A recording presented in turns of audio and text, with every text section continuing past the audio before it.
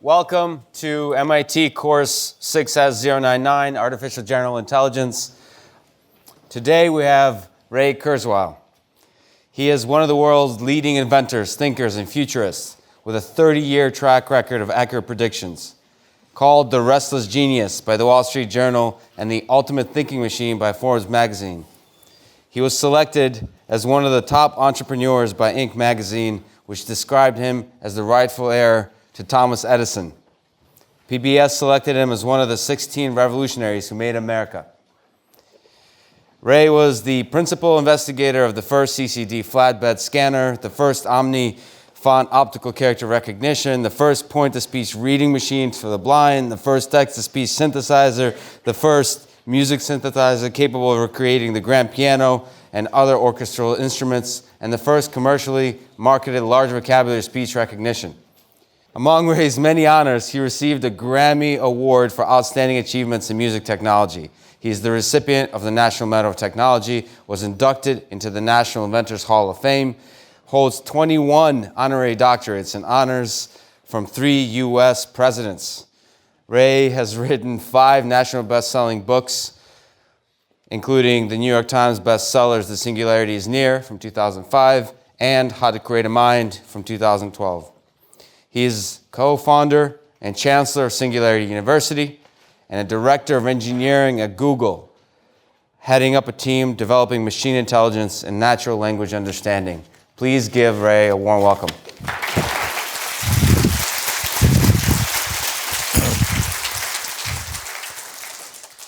It's good to be back.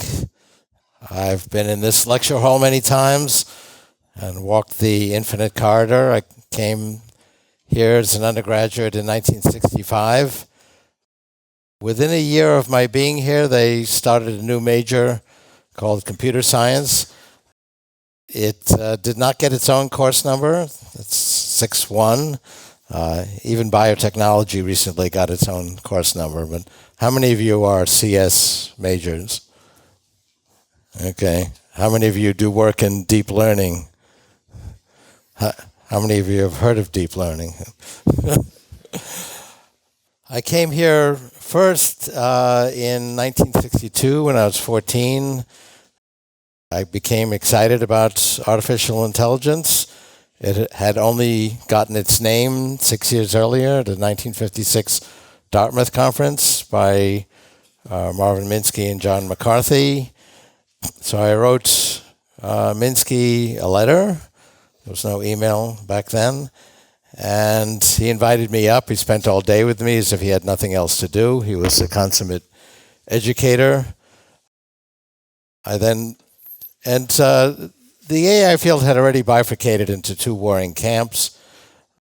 The symbolic school, which Minsky was associated with, and the connectionist school was not widely known. In fact, I think it's still not widely known that Minsky actually invented the neural net in 1953, but he had become negative about it, largely because there was a lot of hype that these giant brains could solve any problem.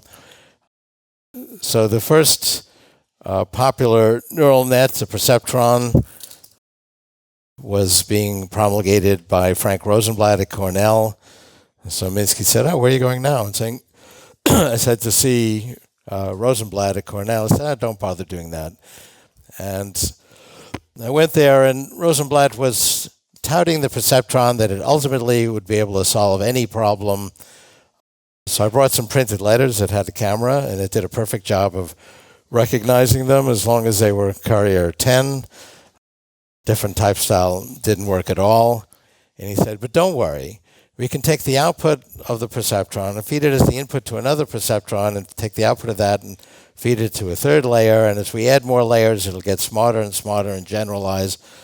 And I said, that's interesting. Have you tried that? Well, no, but it's high on our research agenda. Things did not move quite as quickly back then as they do now. He died 9 years later, never having tried that idea. Turns out to be remarkably prescient. I mean, he never tried multi-layer neural nets, and all the excitement we see now about deep learning comes from a combination of 2 things. many-layer neural nets and the law of accelerating returns, which I'll get to a little bit later, which is basically the exponential growth of computing, so that we can run these massive nets and handle massive amounts of data. It would be decades before that idea was tried. Several decades later, 3-level neural nets were tried. They were a little bit better. They could deal with multiple type styles. Still weren't very flexible. Now, it's not hard to add other layers. It's a very straightforward concept. There was a math problem, the disappearing gradient or the exploding gradient, which I'm sure many of you are familiar with. Basically, you need to take maximum advantage of the range of values in the gradients, not let them explode or disappear and lose the resolution. That's a fairly straightforward mathematical transformation. With that insight, we could now go to 100-layer neural nets. And that's behind sort of all the fantastic gains that we've seen recently. AlphaGo trained on every online game and then became a fair Go player. It then trained itself by playing itself and soared past the best human. AlphaGo Zero started with no human input at all. Within hours of iteration, soared past AlphaGo. Also soared past the best chess programs. They had another innovation. Basically, you need to evaluate the quality of the board at each point, and they used another 100-layer neural net to do that evaluation. So there's still a problem in the field, which is there's a motto that life begins at 1 billion examples. One of the reasons I'm at Google is we have 1 billion examples. For examples of pictures of dogs and cats that are labeled. So you got a picture of a cat and it says cat, and then you can learn from it, and you need a lot of them. AlphaGo trained on 1 million online moves. That's how many we had of master games. And that only created a sort of fair Go player. A good amateur could defeat it.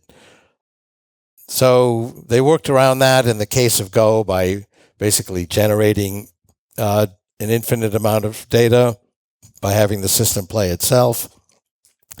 I had a chat with Demis Hassabis, what kind of situations can you do that with? You have to have some way of simulating the world. So Go or chess are, even though Go is considered a difficult game, it's the definition of it exists on one page, so you can simulate it. That applies to math. I mean, math axioms can be contained on a page or two. It's not very complicated. It gets more difficult when you have real life situations, like biology. So we have biological simulators, but the simulators aren't perfect, so learning from the simulators will only be as good as the simulators. That's actually the key to being able to do deep learning on biology. Autonomous vehicles, you need real-life data. So the Waymo systems have gone 3.5 million miles.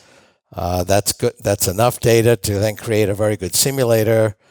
So the simulator is really quite realistic because they had a lot of real-world experience, and they've gone 1 billion miles in the simulator. But we don't always have that opportunity to either create the data or have the data around. Humans can learn from a small number of examples. Your significant other, your professor, your boss, your investor can tell you something once or twice, and you might actually learn from that. Some humans have been reported to do that. And that's kind of the remaining advantage of humans.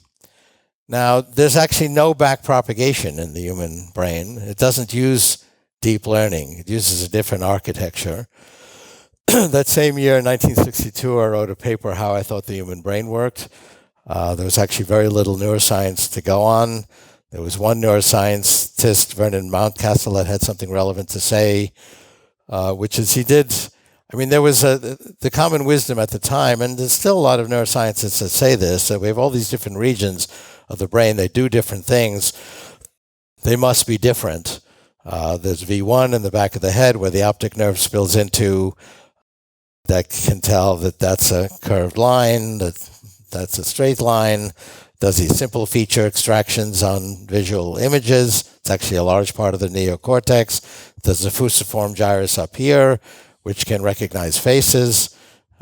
We know that because if it gets knocked out through injury or stroke, people can't recognize faces. They will learn it again with a different region of the neocortex. There's the famous frontal cortex, which does language and poetry and music.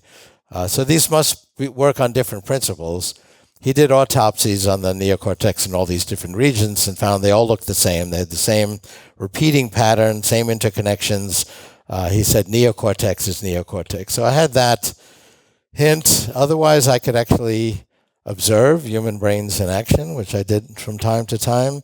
And there's a lot of hints that you can get that way. For example, if I ask you to recite the alphabet, you actually don't do it from A to Z. You do it as a sequence of sequences, A, B, C, D, E, F, G, H, I, J, K. So we learn things as forward sequences of sequences. Forward, because if I ask you to recite the alphabet backwards, you can't do it unless you learn that as a new sequence. So these are all interesting hints. I wrote a paper that the neocortex is organized as a hierarchy of modules, and each module can learn a simple pattern. And that's how I got to meet President Johnson, and that initiated a half century of thinking about this issue. I came to MIT to study with Marvin Minsky. Actually, I came for two reasons. One, that Minsky became my mentor, which was a mentorship that lasted for over 50 years. The fact that MIT was so advanced, it actually had a computer, which the other colleges I considered didn't have. It was an IBM 7094, 32K of 36-bit words, so it's 150K of core storage, 2 microsecond cycle time, 2 cycles for instructions, so a quarter of a MIP, and thousands of students and professors shared that one machine. In 2012, I wrote a book about this thesis. It's now actually an explosion of neuroscience evidence to support it. The European Brain Reverse Engineering Project has identified a repeating module of about 100 neurons. It's repeated 300 million times, so it's about 30 billion neurons in the neocortex. The neocortex is the outer layer of the brain. That's the part where we do our thinking.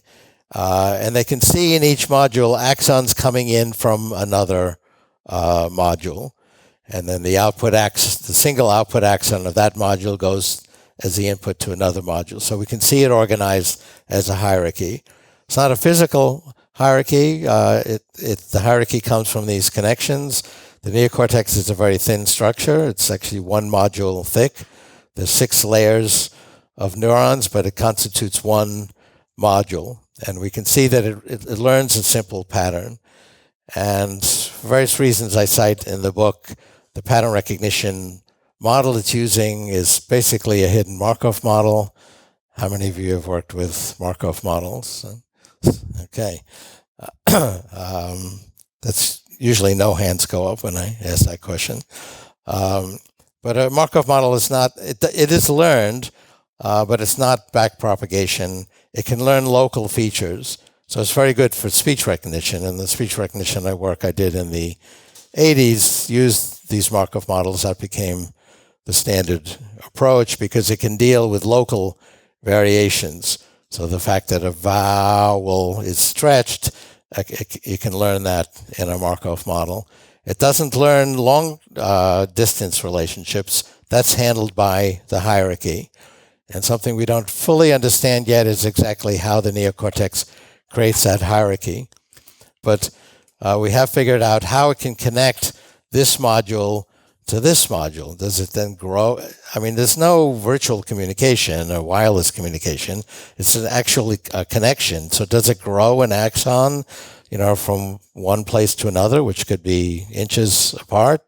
Actually, all these connections are there from birth, like the streets and avenues of Manhattan. There's vertical and horizontal connections. So if it decides, and how it makes that decision is still not fully understood, that it wants to connect this module to this module, there's already a vertical, horizontal, and a vertical connection. It just activates them.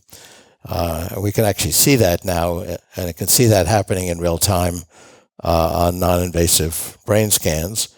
So there's a tremendous amount of evidence that, in fact, the neocortex is a hierarchy of modules that can learn. Each module learns a simple sequential pattern.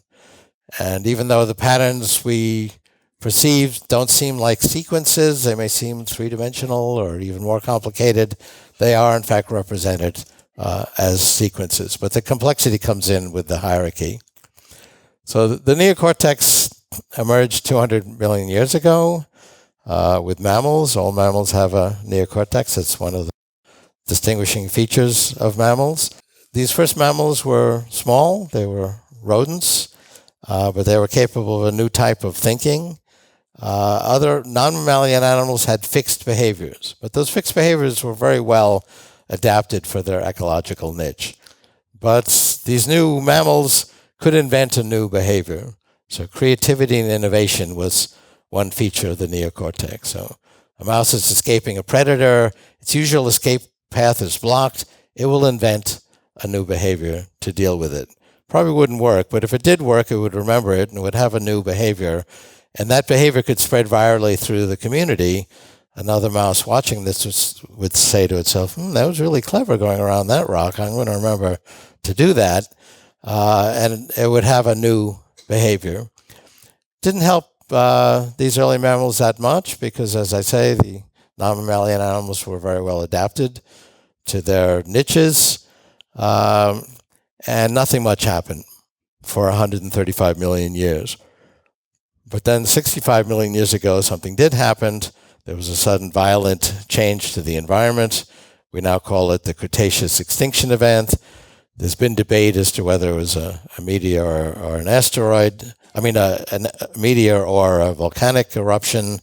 The asteroid or meteor hypothesis is in the ascendancy.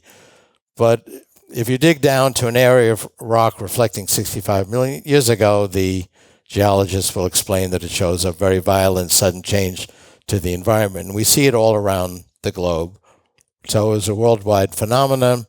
The reason we call it an extinction event is that's when the dinosaurs went extinct. That's when 75% of all the animal and plant species went extinct. And that's when mammals overtook their ecological niche. So to anthropomorphize biological evolution said to itself, this neocortex is pretty good stuff, and it began to grow it. So now mammals got bigger, their brains got bigger at an even faster pace, taking up a larger fraction of their body. The neocortex got bigger even faster than that and developed these curvatures that are distinctive of a primate brain, basically to increase its surface area. But if you stretched it out, the human neocortex is still a flat structure. It's about the size of a table napkin, just as thin. And it basically created primates which became dominant in their ecological niche.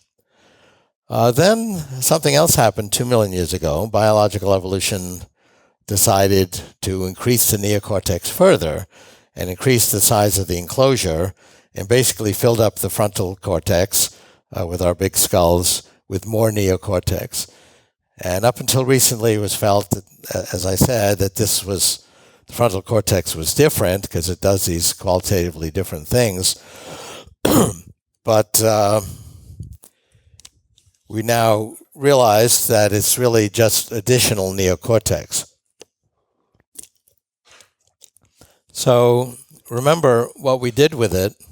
We're already doing a very good job of being primates, so we put it at the top of the neocortical hierarchy, and we increased the size of the hierarchy. It was maybe 20% more neocortex, but it doubled or tripled the number of levels, because as you go up the hierarchy, it's kind of like a pyramid. There's fewer and fewer modules.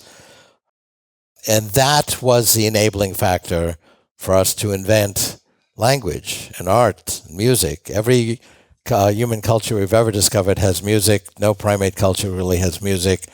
There's debate about that, but it's really true. Invention, technology.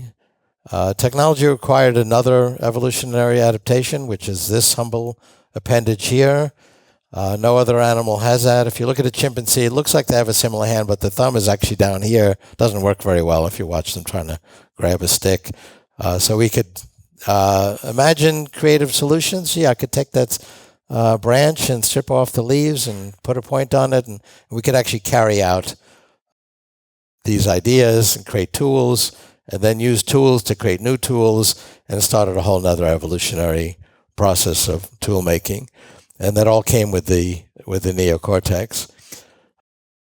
So Larry Page read my book in 2012 and liked it, so I met with him and asked him for an investment in a company I'd started actually a couple of weeks earlier to develop those ideas commercially, because that's how I went about things as a serial entrepreneur. And he said, well, we'll invest, but let me give you a better idea. Why don't you do it here at Google? We have 1 billion pictures of dogs and cats, and we got a lot of other data and lots of computers and lots of talent, all of which is true. And I said, well, I don't know. I just started this company to develop this. I said, well, we'll buy your company. And I said, how are you going to value a company that hasn't done anything? Just started a couple of weeks ago. And he said, we can value anything. So I took my first job 5 years ago, and I've been basically applying this model, this hierarchical model, to understanding language, which I think really is the holy grail of AI. I think Turing was correct in designating basically text communication as what we now call a Turing complete problem, that it requires, there's no simple NLP tricks that you can apply to pass a valid Turing test, with an emphasis on the word valid. Mitch Caper and I had a 6-month debate on what the rules should be, because if you read Turing's 1950 paper, he describes this in a few paragraphs and doesn't really describe how to go about it. But if it's a valid Turing test, meaning it's really convincing you through interrogation and dialogue that it's a human, that requires a full range of human intelligence. And I think that test has stood the test of time. We're making very good progress on that. I mean, just last week, you may have read that 2 systems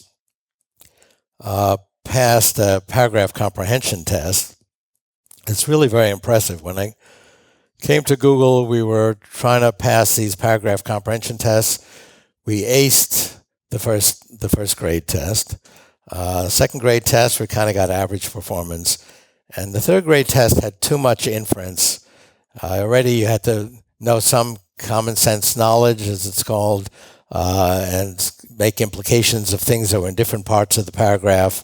And there was too much inference, and it really didn't work. So this is now adult level. It just slightly surpassed average human performance. But we've seen that once an AI does something at average human levels, it doesn't take long for it to soar past average human levels. I think it'll take longer in language than it did in sort of simple games like Go, but it's actually very impressive that it surpasses now average human performance. It's used in LSTM, long short temporal memory. But if you look at the adult test, in order to answer these questions, it has to put together inferences and implications of several different things in the paragraph with some common sense knowledge that's not explicitly stated. So that's, I think, a pretty impressive milestone. So I've been developing, I've got a team of about 45 people, and we've been developing this hierarchical model. We don't use Markov models because we can use deep learning for each module. And so we create an embedding for each word, and we create an embedding for each sentence. I can talk about it because we have a published paper on it. It can take into consideration context. If you use Smart Reply if you use Gmail on your phone, you'll see it gives you 3 suggestions for responses. That's called Smart Reply. They're simple suggestions, but it has to actually understand perhaps a complicated email. And the quality of the suggestions is really quite good, quite on point. That's from my team using this kind of hierarchical model. So instead of Markov models, it uses embeddings. Because we can use backpropagation, we might as well use it. But I think what's missing from deep learning is this hierarchical aspect of understanding, because the world is hierarchical. That's why evolution developed a hierarchical brain structure to understand the natural hierarchy in the world. And there are several problems with big deep neural nets. One is the fact that you really do need a billion examples, and we don't. Sometimes we can generate them, as in the case of Go, or if we have a really good simulator, as in the case of autonomous vehicles. Not quite the case yet in biology. Very often you don't have a billion examples. We certainly have billions of examples of language, but they're not annotated. And how would you annotate it anyway with more language that we can't understand in the first place? So there's kind of a chicken and an egg problem. So I believe this hierarchical structure is needed. Another criticism of deep neural nets is they don't explain themselves very well. It's a big black box that gives you pretty remarkable answers. I mean, in the case of these games, Demis described it's playing in both Go and chess is almost an alien intelligence, because it would do things that were shocking to human experts, like sacrificing a queen and a bishop at the same time, or in close succession, which shocked everybody, but then went on to win. Or early in a Go game, putting a piece at the corner of the board, which is kind of crazy to most experts, because you really want to start controlling territory, and yet on reflection, that was the brilliant move that enabled it to win that game. But it doesn't really explain how it does these things. So if you have a hierarchy, it's much better at explaining it, because you could look at the content of the modules in the hierarchy, and they'll explain what they're doing. And just to end on the first application of applying this to health and medicine, this will get into high gear, and we're going to really see us break out of the linear extension to longevity that we've experienced. I believe we're only about a decade away from longevity escape velocity. We're adding more time than is going by, not just to infant life expectancy, but to your remaining life expectancy. I think if someone is diligent, they can be there already. I think I've at longevity escape velocity. Now, a word on what life expectancy means. It used to be assumed that not much would happen, so whatever your life expectancy is, with or without scientific progress, it really didn't matter. Now it matters a lot. So life expectancy really means, how long would you live? What's the in terms of a statistical likelihood if there were not continued scientific progress? But that's a very inaccurate assumption. That scientific progress is extremely rapid. I mean, just as in AI and biotech, there are advances now every week. It's quite stunning. Now, you could have a computed life expectancy, let's say 30 years, 50 years, 70 years from now. You could still be hit by the proverbial bus tomorrow. We're working on that with self-driving vehicles. But we'll get to a point, and I think if you're diligent, you can be there now in terms of basically advancing your own statistical life expectancy, at least to keep pace with the passage of time. I think it will be there for most of the population, at least if they're diligent, within about a decade. So if we can hang in there, we may get to see the remarkable century ahead. Thank you very much.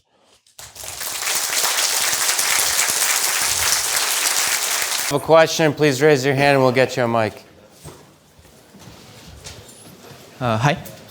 So you mentioned both neural network models and symbolic models. And I was wondering how far have you been thinking about combining these two approaches, creating a symbiosis between neural models and symbolic ones? I don't think we want to use symbolic models as they've been used. How many are familiar with the Psych project? That was a very diligent effort in Texas to define all of common sense reasoning. And it kind of collapsed on itself and became impossible to debug because you'd fix one thing and it would break three other things. That complexity ceiling has become typical of trying to define things through logical rules. Now, it does seem that humans can understand logical rules. We have logical rules written down for things like law and game playing and so on. But you can actually define a connectionist system to have such a high reliability on a certain type of action that it looks like it's a symbolic rule, even though it's represented in a connectionist way. And connection systems can both capture the soft edges, because many things in life are not sharply defined. They can also generate exceptions. So you don't want to sacrifice your queen in chess, except certain situations that might be a good idea. So you can capture that kind of complexity. So we do want to be able to learn from accumulated human wisdom that looks like it's symbolic, but I think we'll do it with a connection system. But again, I think that connection systems should develop a sense of hierarchy and not just be one big, massive neural net. So I understand how we want to, use the neocortex to extract useful stuff and commercialize that. But I'm wondering how, our middle brain and the organs that are below the neocortex will be useful for, turning that into what you want to do. So. Well, the cerebellum is an interesting case in point. It actually has more neurons than the neocortex, and it's used to govern most of our behavior. Some things, if you write a signature, that's actually controlled by the cerebellum. So a simple sequence is stored in the cerebellum, but there's not any reasoning to it. It's basically a script. And most of our movement now has actually been migrated from the cerebellum to the neocortex. Cerebellum is still there. Some people's entire cerebellum is destroyed through disease. They still function fairly normally.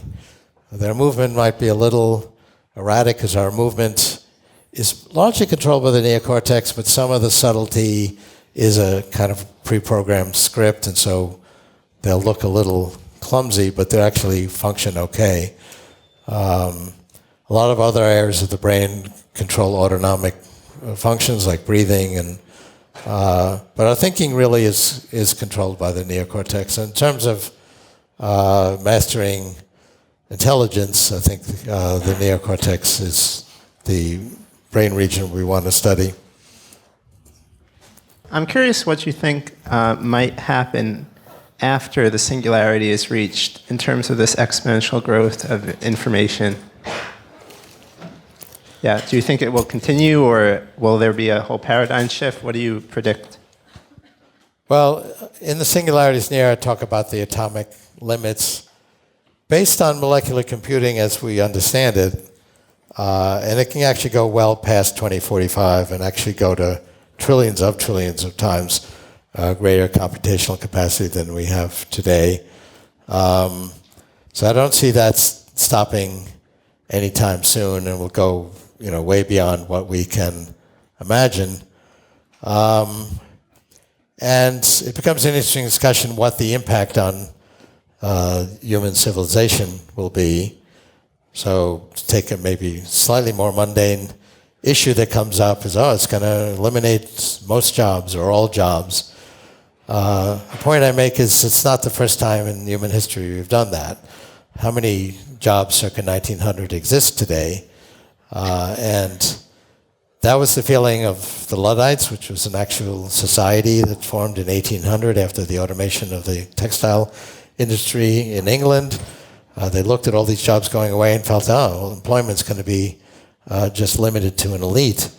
Indeed, those jobs did go away, but new jobs were created. So if I were a prescient futurist in 1900, I would say, well, 38% of you work on farms and 25% work in factories. That's 2/3 of the working force. But I predict by 2015, 115 years from now, it's going to be 2% on farms and 9% in factories. And everybody would go, oh my God, we're going to be out of work. And I said, well, don't worry. For all these jobs we eliminate through automation, we're going to invent new jobs. And people say, oh, really? What new jobs? And I'd say, well, I don't know. We haven't invented them yet.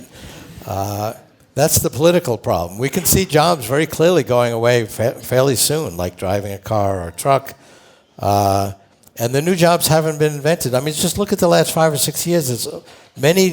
A lot of the increase in employment has been through mobile app-related types of ways of making money that just weren't contemplated even 6 years ago.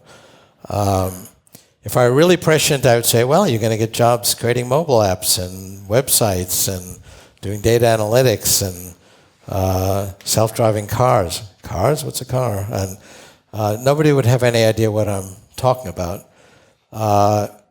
Now, the new job, so people say, yeah, we created new jobs, but it's not as many. Actually, we've gone from 24 million jobs in 1900 to 142 million jobs today, from 30% of the population to 45% of the population. The new jobs pay 11 times as much in constant dollars, and they're more interesting. I mean, as I talk to people starting out their career now, they really want a career that gives them some life definition and purpose and gratification. We're moving up Maslow's hierarchy. 100 years ago, you were happy if you had a backbreaking job that put food on your family's table. And we couldn't do these new jobs without enhancing our intelligence. So we've been doing that, for most of the last 100 years through education. We've expanded K through 12 in constant dollars tenfold.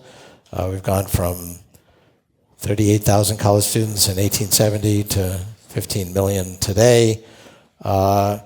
More recently, we have brain extenders. They're not yet connected directly in our brain, but they're very close at hand. When I was here at MIT, I had to take my bicycle across campus to get to the computer and show an ID to get in the building. Now we carry them, in our pockets and on our belts. They're going to go inside our bodies and brains. I think that's not a really important distinction. But so we're basically going to be continuing to enhance our capability through merging with AI. And that's the, I think, ultimate answer to the kind of dystopian view we see in futurist movies, where it's the AI versus a brave band of humans for control of humanity. We don't have 1 or 2 AIs in the world today. We have several billion, 3 billion smartphones at last count. It'll be 6 billion in just a couple of years, according to the projections. So we're already deeply integrated with this. And I think that's going to continue. And it's going to continue to do things which you can't even imagine today, just as we are doing today things we couldn't imagine, even 20 years ago. You showed many graphs that go through exponential growth, but I haven't seen one that isn't. So I would be very interested in hearing. You haven't seen one that what? That is not exponential. So tell me about regions that you've investigated that have not seen exponential growth, and why do you think that's the case? Well, price, performance, and capacity of information technology invariably follows an exponential. When it impacts human society, it can be linear. So, for example, the growth of democracy has been linear, but still pretty steady. You could count the number of democracies on the fingers of one hand a century ago. 2 centuries ago, you could count the number of democracies in the world on the fingers of one finger. Now there are dozens of them, and it's become kind of a consensus that that's how we should be governed. So I attribute all this to the growth in information technology, communication in particular, for progression of social and cultural institutions. But information technology, because it ultimately depends on a vanishingly small energy and and material requirement grows exponentially and will for a long time. There was recently a criticism that, well, chess scores it's actually a remarkably straight linear progression. So humans, I think it's like 2,800, and it just soared past that in 1997 with Deep Blue, and it's kept going. And a remarkably straight and saying, well, this is linear, not exponential. But the chess score is a logarithmic measurement. So it really is exponential progression.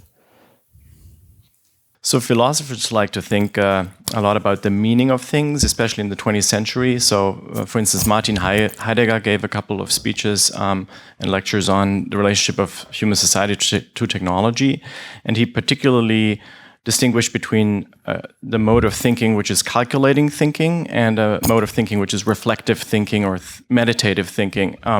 And he posed this question: what is the meaning and purpose of technological development? And he couldn't find an answer. He recommended to remain open to what he called he called this an openness to the mystery. I wonder whether you have any thoughts on this. Is there a meaning or purpose to technological development, and is there a way for us humans to access that meaning? Well, we started using technology to shore up weaknesses in our own capabilities. So physically, I mean, who here could build this building? So we've leveraged the power of our muscles with machines. And we're in fact very bad at doing things that, the simplest computers can do, like factor numbers or even just multiply to 8-digit numbers. Computers can do that trivially. We can't do it. So we originally started using computers to make up for that weakness. I think the essence of what I've been writing about is to master the unique strengths of humanity, creating loving expressions in poetry and music and the kinds of things we associate with the better qualities of humanity with machines. That's the true promise of AI. We're not there yet, but we're making pretty stunning progress. Just in the last year, there's so many milestones that are really significant, including in language.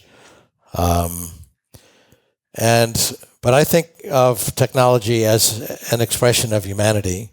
It's part of who we are. And the human species is already a biological, technological civilization. And it's part of who we are. And AI is part of humans. So AI is human, and it's part of the technological expression of humanity. And we use technology to extend our reach.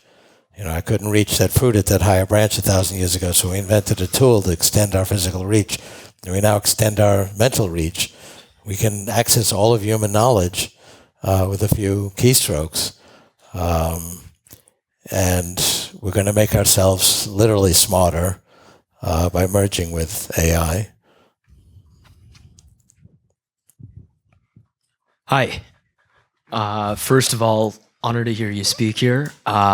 So I first read The Singularity as near 9 years ago or so, and it changed the way I thought entirely, but something I think it caused me to over steeply discount was tail risk in geopolitics, in systems that span the entire globe. And my concern is that there's obviously the possibility of tail risk, existential level events swamping all of these trends that are otherwise war-proof, climate-proof, you name it. So my question for you is, what steps do you think we can take in designing engineered systems, in designing social and economic institutions to kind of minimize our exposure to these tail risks and survive to make it to a beautiful mind-filled future? Yeah, well, the world was first introduced to a human-made existential risk when I was in elementary school. We would have these civil defense drills, get under our desk and put our hands behind our head to protect us from a thermonuclear war. And it worked. We made it through. But that was really the first introduction to an existential risk. And those weapons are still there, by the way, and they're still on a hair trigger, and they don't get that much attention. There's been a lot of discussion, much of which I've been in the forefront of initiating on the existential risks of what's sometimes referred to as GNR, G for genetics, which is biotechnology, N for nanotechnology, gray goo, robotics, which is AI. And I've been accused of being an optimist, and I think you have to be an optimist to be an entrepreneur. If you knew all the problems you were going to encounter, you'd never start any project. But I've written a lot about the downsides. I remain optimistic. There are specific paradigms, they're not foolproof, that we can follow to keep these technologies safe. So, for example, over 40 years ago, some visionaries recognized the revolutionary potential, both for promise and peril, of biotechnology. Neither the promise nor peril was feasible 40 years ago. But they had a conference at the Asilomar Conference Center in California to develop both professional ethics and strategies to keep biotechnology safe.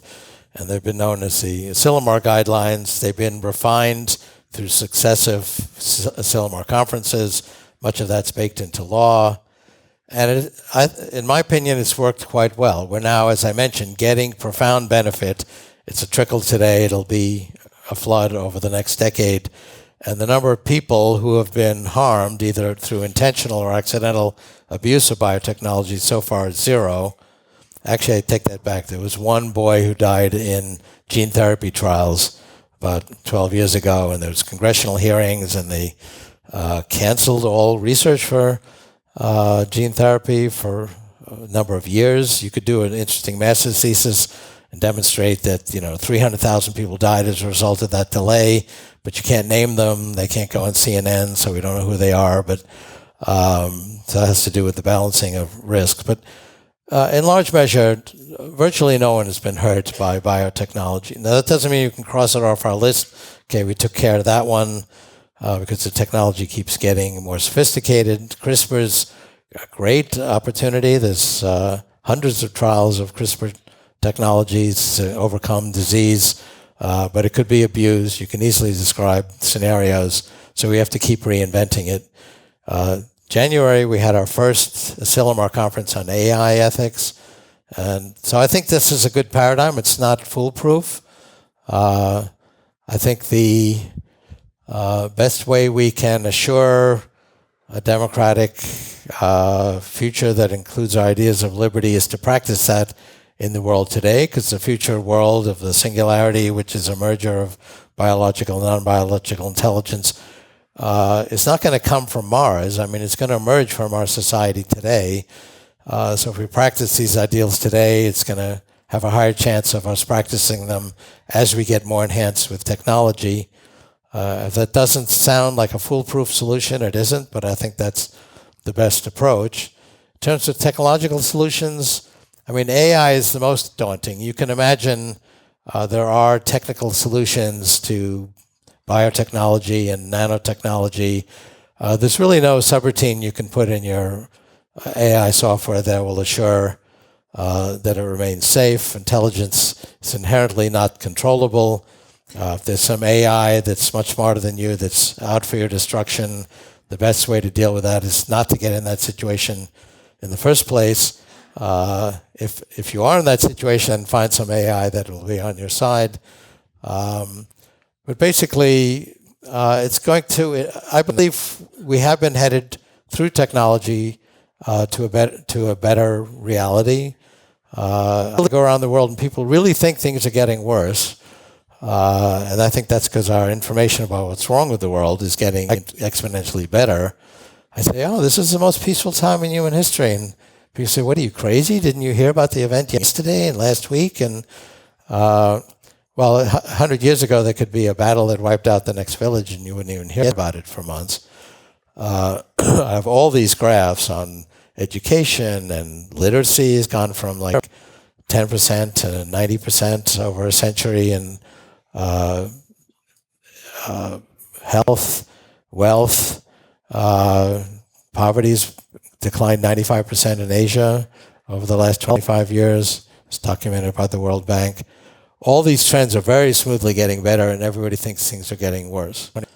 But you're right, like on violence, that curve could be quite disrupted if there's an existential event. As I say, I'm optimistic, but I think that is something we need to deal with, and a lot of it is not technological. It's dealing with our social, cultural institutions. So you mentioned also exponential growth of software and ideas, I guess, related to software. So one of the reasons for which you said that that information technology cost is exponential is because of fundamental properties of matter and energy. But in the case of ideas, why would it have to be exponential? Well, a lot of ideas produce exponential gains. They don't increase performance linearly. There was actually a study during the Obama administration by the Scientific Advisory Board on assessing this question. How much gains on 23 classical engineering problems were gained through hardware improvements over the last decade and software improvements? And there was about 1,000 to 1 improvement, which is about doubling every year from hardware. There was an average of something like 26,000 to 1 through software improvements, algorithmic improvements. So we do see both, and inherently, if you come up with an advance, it doubles the performance or multiplies it by 10. We see basically exponential growth from each innovation. And we certainly see that in deep learning. The architectures are getting better, while we also have more data and more computation and more memory to throw at these algorithms. Thank you very much. Let's give Ray a big hand. Thank you for being here.